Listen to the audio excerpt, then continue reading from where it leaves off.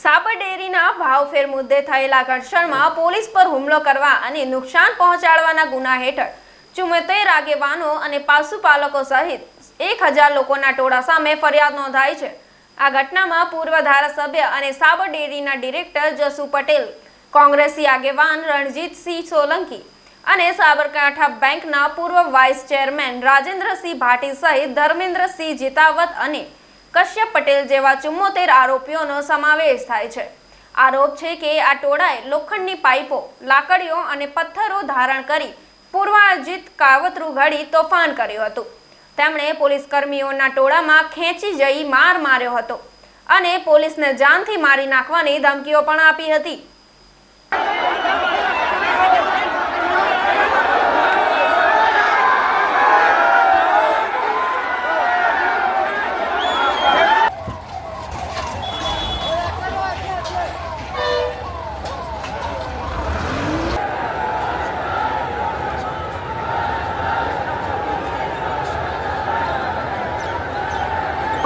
ખબર